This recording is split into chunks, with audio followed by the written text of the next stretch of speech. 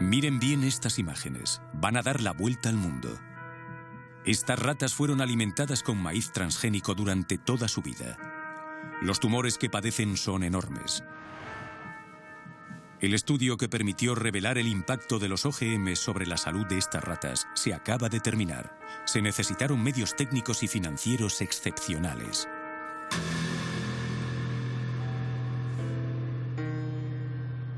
Durante 2 años tuvimos la oportunidad de seguir todo su desarrollo. Después de años de dudas y polémicas, ¿por fin vamos a conocer la verdad sobre los OGMs? ¿No estaríamos aquí haciendo frente a un escándalo de salud pública que afecta al mundo entero?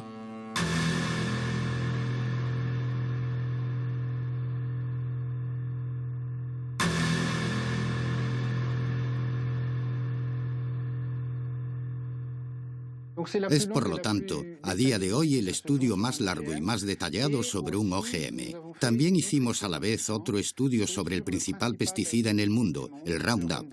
Es un herbicida, pertenece a la principal categoría de pesticidas en el mundo.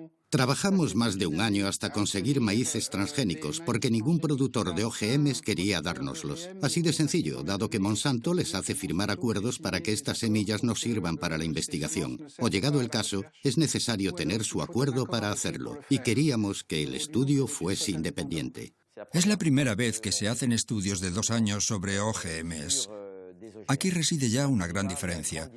Además, intentamos evaluar el mayor número posible de parámetros bioquímicos y biológicos, con tomas de muestras de sangre reiteradas, tomas de peso y análisis de orina. Estudiamos los parámetros hepáticos, los parámetros urinarios, los parámetros sanguíneos, todos los que podemos estudiar. Los parámetros hormonales, que tampoco fueron estudiados en los estudios anteriores. Se trata realmente de una primicia a nivel mundial.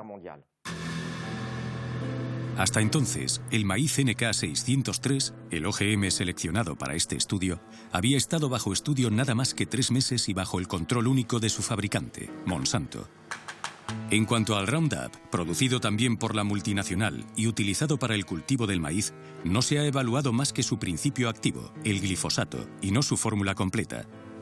Ahora bien, para permitir al principio activo penetrar en las células de las plantas, la empresa utiliza coadyuvantes que pueden a veces resultar más nocivos que el glifosato mismo.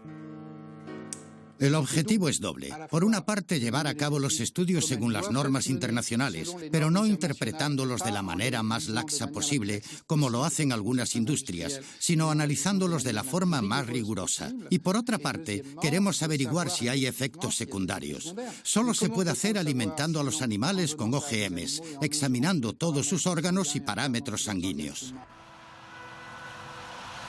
Puede que fuera útil a estas alturas saber para qué sirven los OGMs. Muchas veces se trata de una planta que ha sido concebida o bien para producir su propio insecticida o bien para ser tolerante a un herbicida y poder recibir fuertes dosis sin morir. Entendemos naturalmente el interés para el agricultor.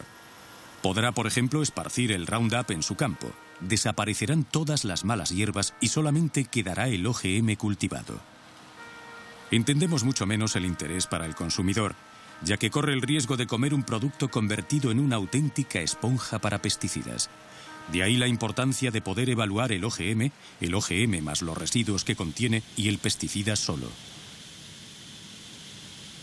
¿Por qué no se llegó a someter a examen antes? Porque las compañías hacían sus pruebas, o con OGMs tratados con Roundup, como debe ser, y entonces no se podía distinguir el efecto OGM del efecto Roundup, o las hacían sobre el OGM sin especificarlo. No había realmente ningún estándar en este sentido. Lo que decidimos hacer fue, por fin, acabar con la duda. ¿Se debe al OGM o se debe al pesticida? Ya que durante más de 10 años, las comisiones nacionales no se preocuparon por el efecto del pesticida. Así pues, Europa ni siquiera exige que se lleven sistemáticamente a cabo pruebas de toxicidad crónica sobre animales, y cuando las pide, son las propias compañías las que deciden sobre el protocolo a seguir. En el caso de la patata Amflora, por ejemplo, se hicieron pruebas sobre 30 ratas solamente, de las cuales solamente 10 consumían el OGM. Los maíces de Monsanto fueron probados sobre 400 ratas. A 80 las alimentaban con la planta transgénica, pero solo 40 fueron analizadas con respecto a la sangre. En todo caso, ninguno de estos estudios pasó de los 90 días. Bien, lo que se observa con este resultado es que tenemos grupos de ratas, machos y hembras, que comen OGMs más Roundup o Roundup solo. Cada vez que subimos un escalón es una rata que muere, y ya ven que el límite llega a 10, ya que tenemos 10 ratas por grupo. En la curva de puntos vemos las hembras del grupo normal, que comen una dieta normal y mueren. Vemos aquí que solamente mueren 2 animales de muerte espontánea y al cabo de unos 550 días. En cambio, todas las hembras que comen OGMs tratados con Roundup o que beben Roundup, mueren más que las ratas normales. Bueno, entonces se nos puede preguntar, ¿es estadísticamente significativo? A nosotros lo que nos interesa es que hay una mortalidad 6 veces superior en este grupo con respecto al grupo de control. Tenemos, por lo tanto, un aumento del 600%. A este nivel ya no hacen falta estadísticas en biología o en medicina. Un punto importante que subrayar, sin embargo, para aclarar, es que todos los estudios hechos sobre ratas son estudios de 3 meses y como por arte de magia no vemos aparecer ningún trastorno antes de los 3 meses. Los primeros trastornos aparecen al 4.º mes. Significa que los estudios de 3 meses no sirven para nada, sino para tener la conciencia tranquila y hacer que ingiramos productos potencialmente tóxicos. El equipo del profesor Seralini diseccionó cada una de las 200 ratas para analizar con exactitud lo que afectaba a sus órganos. El propósito: intentar entender cómo cada una de las 3 dietas, OGM más Roundup y Roundup solo, podía incidir sobre el metabolismo de los animales, y en particular, en lo que se refiere a la aparición de tumores que, sin sorpresa, solamente se desarrollan después del 3.er mes. El número de tumores palpables, bien visibles, que aparecen entre los animales durante el estudio, se ven en esta tabla. Aquí tenemos las ratas que solamente reciben OGMs, frente a las que tienen una alimentación normal. Observen que muy pocos machos tienen tumores y son más resistentes a lo largo del tratamiento. Lo que observamos en estas tablas es que cada vez que subimos un escalón, tenemos grandes tumores que miden al menos 17 milímetros. Para una rata, y podemos enseñar las fotos, es enorme. Podría equivaler a un tumor así de grande para un humano. Es enorme.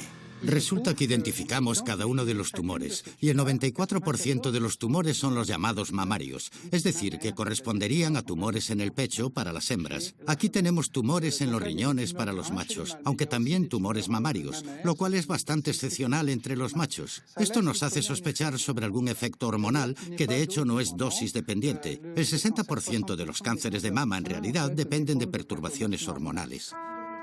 El estudio del profesor Seralini nos reserva una última sorpresa, y es consecuente. Mientras podíamos sospechar que la sobremortalidad de las ratas se debía principalmente al pesticida asociado al maíz, parece ser que el estudio ha evidenciado, por primera vez en el mundo, un efecto debido a la misma transgénesis. Esto significa que el simple hecho de intervenir en el genoma de la planta para modificarlo podría tener consecuencias que nadie hasta ahora había previsto. Es para cuestionar todas las concepciones científicas que llevaron a la invención de los OGMs. Nunca se había probado el Roundup solo durante 2 años. Dicho esto, con el Roundup, nuestros estudios de células nos mostraban que las células de hígado, embrión, riñones, placenta, cordón umbilical, morían mucho más rápido.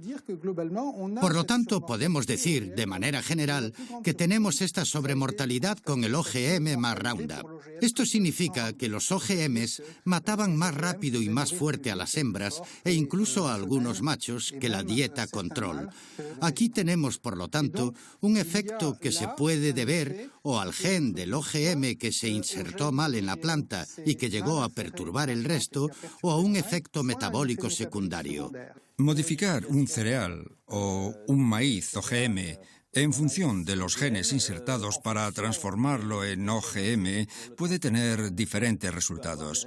Esto significa que no necesariamente porque tal OGM tenga tal efecto, todos lo vayan a tener, y tal vez los haya que tengan muchos más. Lo impactante es que este OGM que comen los americanos es el OGM que importamos y que las agencias europeas, entre ellas francesas, autorizaron para la importación y la contaminación de la alimentación. Hoy en día, solamente 2 OGMs, un maíz y una patata, se cultivan en algunos países europeos. Esto no quita que 27 millones de toneladas de soja transgénica entren cada año en los puertos europeos. Esta soja sirve para alimentar a nuestros animales de carnicería, pero entra también en la composición de numerosos productos alimentarios. Nosotros lo que queremos con este estudio es primero que haya una moratoria, porque es suficientemente grave como para decir, escuchen, no vamos a comer esto sin conocimiento. El problema es que importamos de todo o cultivamos de todo procedente de Estados Unidos. Y segundo, que se vuelvan a hacer otras investigaciones y que obliguemos a todos los productores de OGMs a rehacer este tipo de estudios antes de ejercer su actividad. Una moratoria suspendiendo el cultivo de OGMs ha sido adoptada en la mayoría de los países europeos. Considerando los resultados del estudio del profesor Seralini, ¿no sería hora quizá de extenderla a todos los OGMs agrícolas alimentarios? En ciencia, para establecer una verdad definitiva se necesitan equipos, tiempo y medios. Demasiado caro, demasiado largo, dirán algunos. Pero aceptando este precio, ¿no hubiéramos podido evitar los recientes escándalos sanitarios? ¿Van a provocar los OGMs un nuevo escenario catastrófico? Es obvio que es un riesgo que no podemos correr, y mientras esperamos evidencias científicas, es necesario utilizar aquel famoso principio de precaución del cual hablamos tanto, pero que tan pocas veces aplicamos.